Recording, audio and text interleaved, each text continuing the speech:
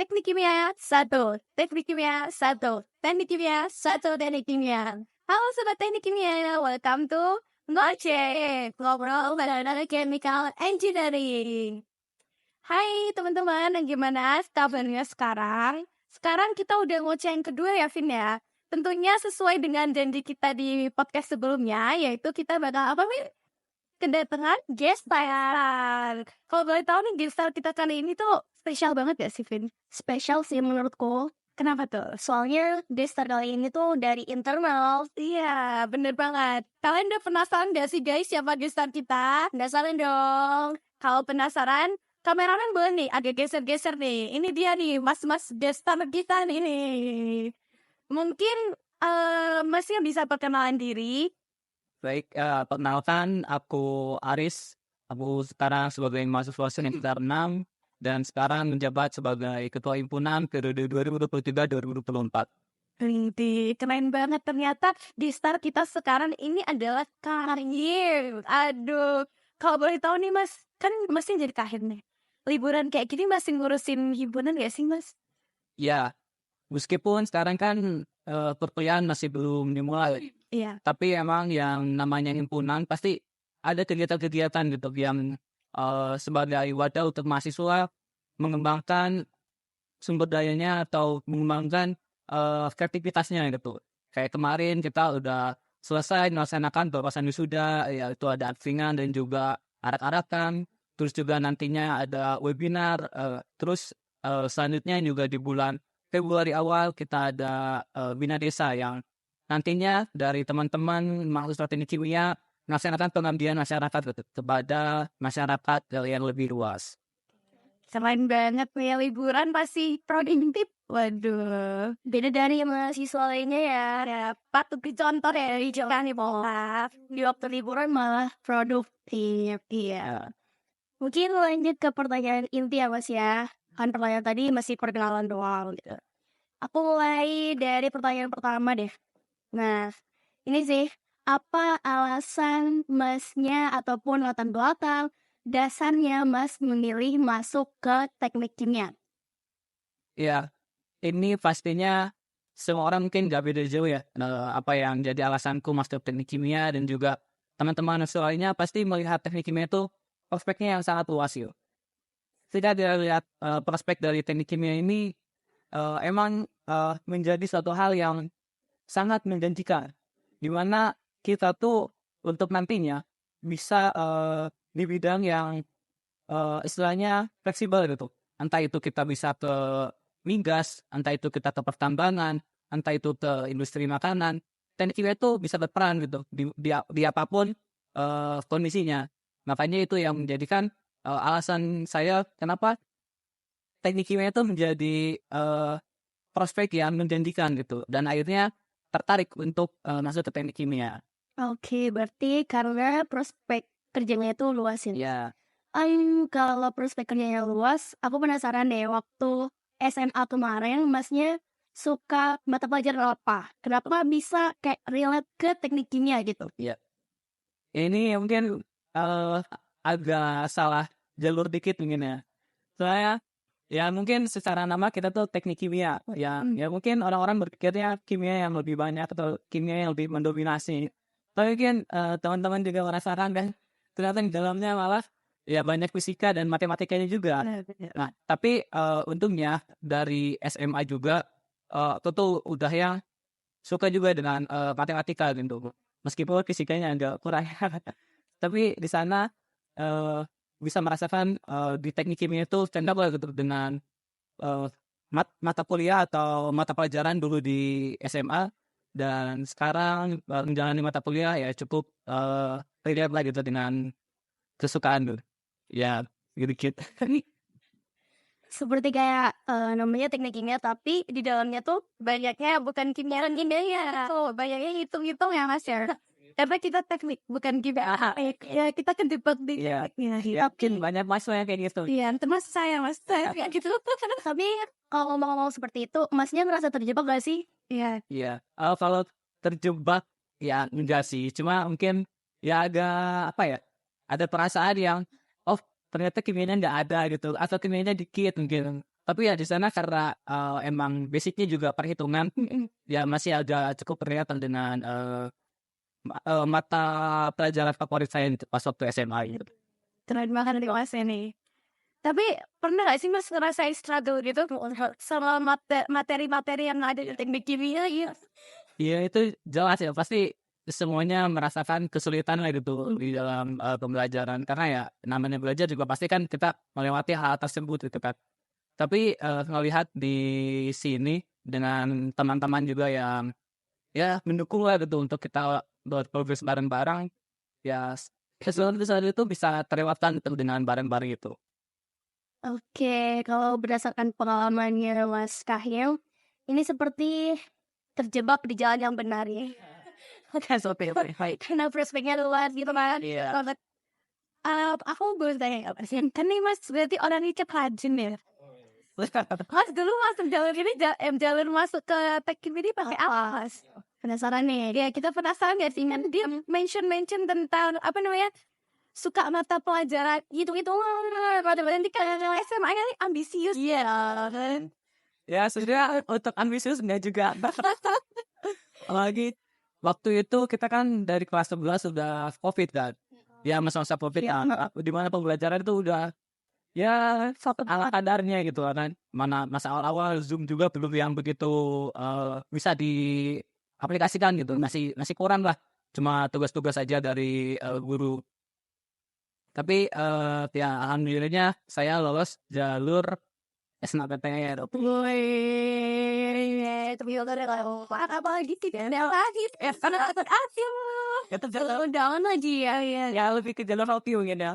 Ya soalnya ya di masa-masa COVID waktu itu terus nggak ada belajar, tapi ya alhamdulillah gitu dapat rezekinya jalur SNMPTN waktu itu. Tapi ini pilihan pertama Mas. Ya. Wih, ini keren sih contoh kayak produktif liburan. Jangan masalah ya. Waduh, kesuka matematika. Aduh, suka kimia juga ya. Lupa di mention. Mas, tapi kan ini udah keren banget nih backgroundnya kan. Kita pengen tanya lagi nih Mas. Kan apa namanya di himpunan ini sendiri, kenapa Mas tertarik gitu jadi bagian dari himpunan dan naik nih jadi ketua dari himpunan? Kan pasti ya kita nggak mau denial ya, pasti jadi ketua tuh pasti apa ya sibuk berat, tanggung jawabnya kayak banyak banget gitu kan. Ya. Bisa dijawab Mas. Ya sebenarnya kalau misalkan kenapa bisa sekarang aku jadi ketua itu pasti panjang banget gitu ceritanya. Ya aku juga untuk memulai cerita itu mungkin nggak tahu dari mana kita harus mencerita. Tapi ya kalau misalkan dilihat dari awal aku masuk perkuliahan, memang aku sedikit pun kurang lah terhadap organisasi yang ada di mahasiswa gitu. Soalnya waktu SMA juga aku basicnya bukan organisasi yang berhubungan dengan OSIS atau gitu-gitunya gitu. Waktu itu aku SMA organisasi lebih ke karir ilmiah remaja. Waduh, udah channel banget. Waduh, ini ya, jadi ya. Iya. Oh, Jadi di sana ya udah agak berkurang lah gitu untuk hal-hal yang berbau dengan organisasi yang leadership yang mengasah seperti itu. Nah, tapi di sini pas aku udah masuk ke teknik kimia, ngelihat himpunan tuh sangat melekat gitu keberadaannya dengan mahasiswa. Seperti hal apapun yang ada di mahasiswa pasti berhubungan dengan himpunan juga. Entah itu pelajaran, entah itu terkait mereka nantinya lulus, entah itu mereka gimana kehidupan di kampus, itu tuh berhubungan dengan himpunan. Jadi melihat peran himpunan yang sangat besar lah gitu, khususnya untuk mahasiswa S1 teknik kimia. Nah, di sana berarti ada kebermanfaatan untuk semuanya gitu. Jadi ketika kita masuk ke himpunan, berarti kita siap untuk mengabdi dan juga akan menjadi seorang yang bermanfaat untuk lingkungan sekitarnya.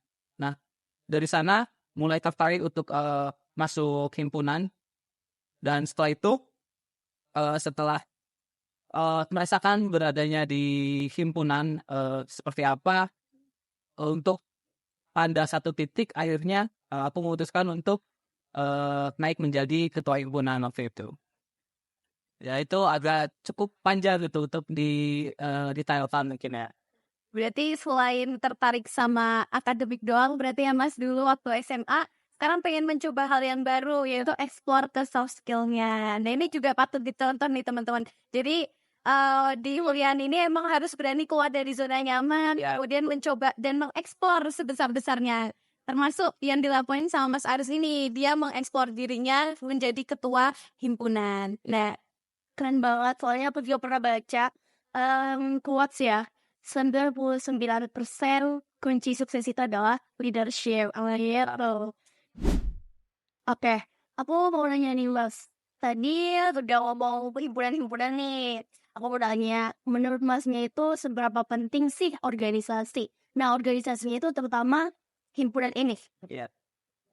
Seberapa penting organisasi, ya semuanya pasti tahu lah bahwasannya organisasi itu tempat di mana kita bisa lebih mengembangkan diri kita, khususnya di mana cara kita berkomunikasi, entah itu berpikir kritis maupun di mana caranya kita menjadi seorang yang lebih bermanfaat untuk lingkungan sekitarnya. Ya gimana pun di himpunan pasti ada rangkaian acara atau kegiatan yang nantinya itu melatih gimana caranya mahasiswa berkomunikasi satu sama lainnya. Nah di sana terjadilah sistem yang mengharuskan satu mahasiswa atau mahasiswa lainnya maupun dari mahasiswa ke lingkungannya untuk saling berinteraksi gitu, menciptakan suatu komunikasi yang baik. Terus juga tentang berpikir kritis, kalau di himpunan tuh khususnya ya, di organisasi manapun setiap masalah tuh pasti ada gitu.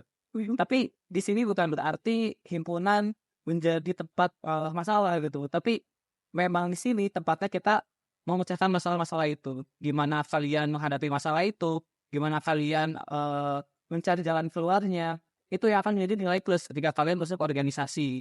Jadi jangan merasa terbebani atau jangan merasa diri kalian tuh dirugikan gitu ketika kalian masuk organisasi. Tapi ya itu gitu, nilai plus itu kalian bisa menyelesaikan permasalahan-permasalahan yang ada gitu. Khususnya kan permasalahan-permasalahan di organisasi pun permasalahan yang sifatnya sosial gitu kan, bersifatnya umum lah gitu, nggak cuma permasalahan pribadi aja. Lalu untuk himpunan itu sendiri, ya kalau misalkan kita secara rinci ya kita melihat keberlangsungan pembelajaran kita dari awal sampai akhir di teknik kimia ini pasti berhubungan dengan himpunan. Ya misalkan dari awal bagaimana kita keresan gitu. Nantinya orang-orang atau mahasiswa-mahasiswa yang terkendala atau mahasiswa-mahasiswa yang ada permasalahan di KRS-nya itu kan bisa dikonektifkan datanya dari himpunan untuk nantinya diperjuangkan gitu ke pihak birokrasi sehingga komunikasinya bisa terjalan. Bayangkan ketika mahasiswa yang banyak ini tidak ada wadah untuk menampung. Mahasiswa mungkin langsung ke birokrasi dan birokrasi pun pasti bakal kebingungan gitu untuk menangani hal tersebut.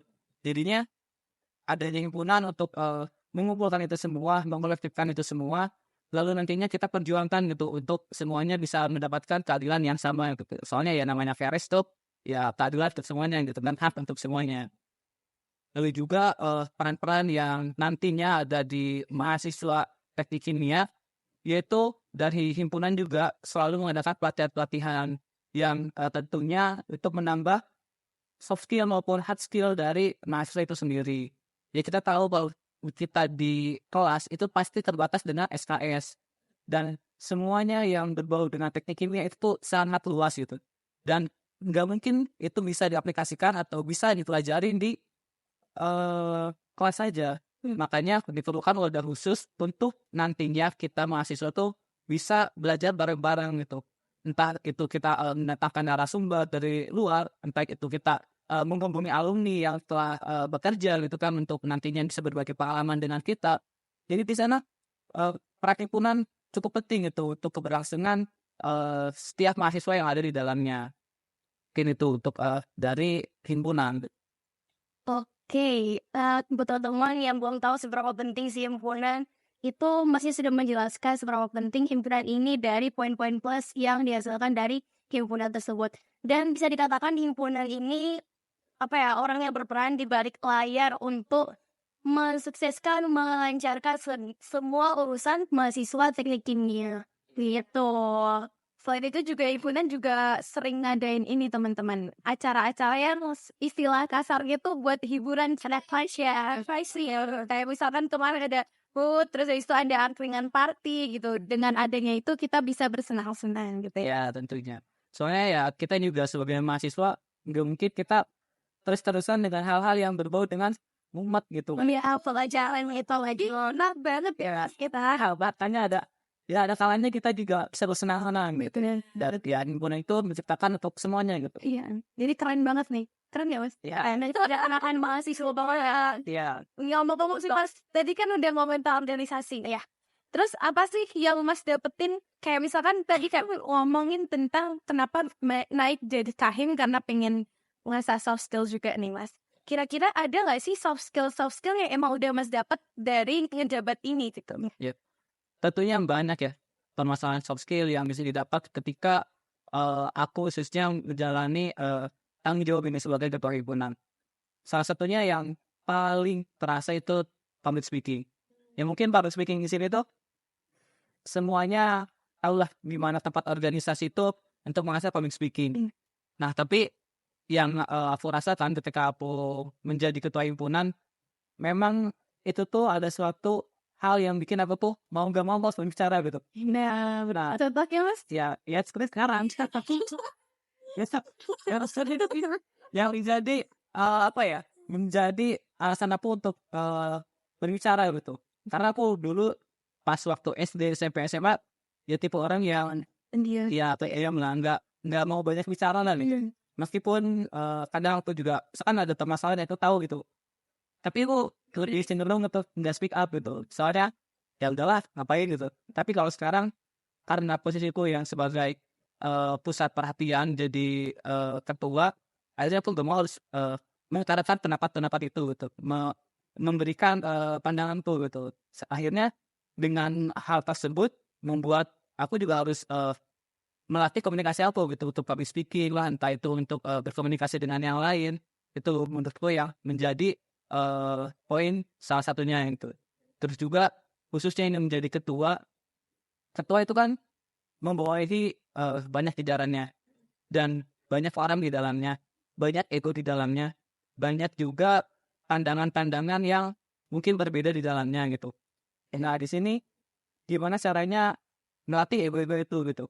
Meskipun misalkan aku juga memiliki ego tersendiri untuk melaksanakan suatu hal, akan tapi melihat teman-teman aku atau jajaran aku yang mungkin juga ada pandangan lain. Nah di sana juga harus bisa ada adaptasi gitu terkait pematerian atau hal-hal yang pengen mereka capai juga gitu. Jadi nggak cuma ego dari aku yang harus aku laksanain gitu, tapi dari ego teman aku juga harus disaring, harus diseleksi nantinya untuk kita bisa menjalani bareng-bareng ini.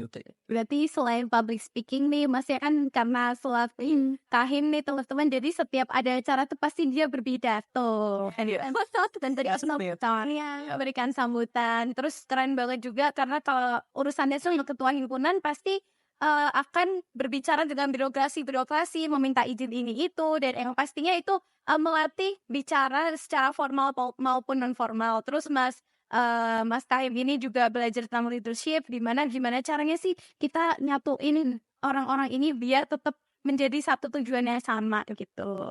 Oke, karena public speaking juga salah satu poin yang sangat dijual di masa depan ya Mas ya. Iya betul. Oke, karena udah tadi ngomong tentang kahim, ketua ya ini ya. Iya. Seorang ketua itu pasti tidak akan pernah lepas dari goals.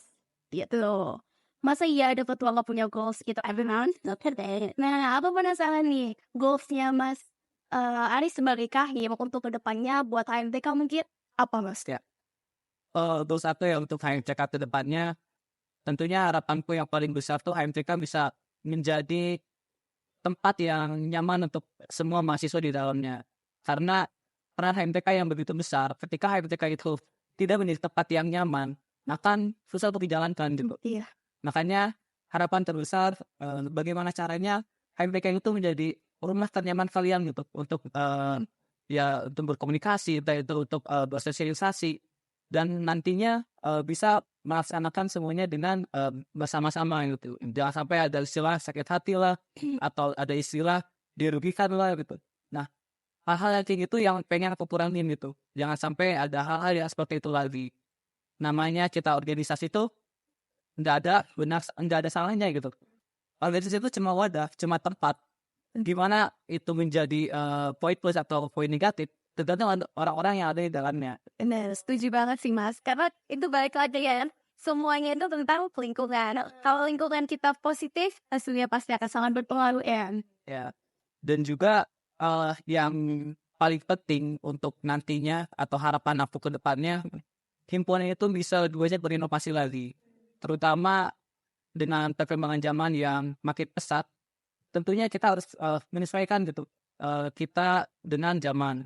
Soalnya kalau misalkan kita cuma berpakunya dengan hal-hal yang itu lagi, kemungkinan itu udah cukup usang gitu untuk kita lakukan.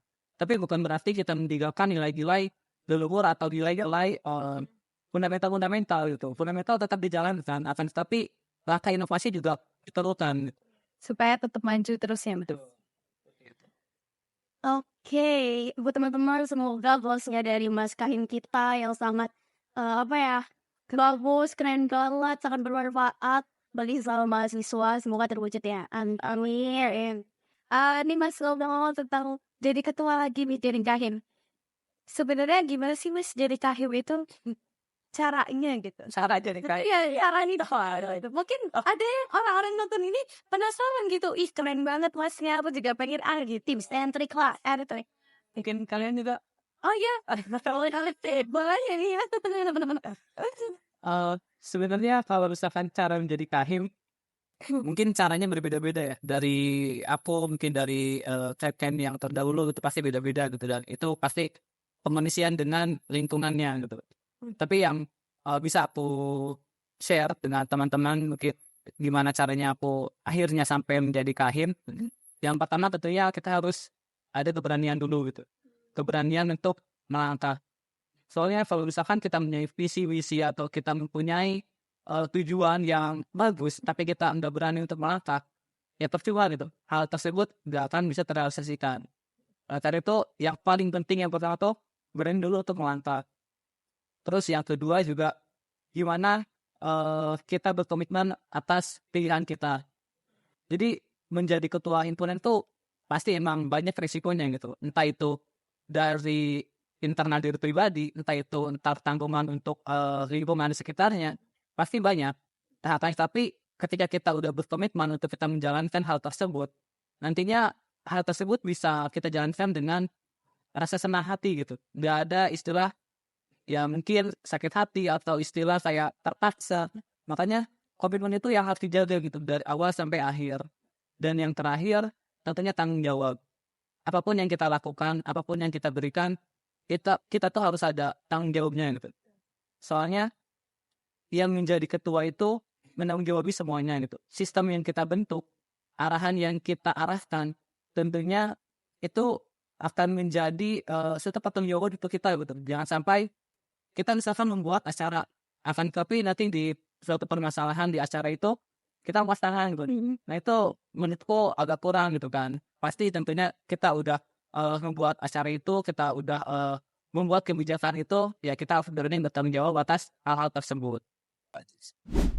Oke, keren banget ya Vin sharing-sharing sekarang. Kayak kita bisa lebih menambah wawasan tentang seorang kepala himpunan.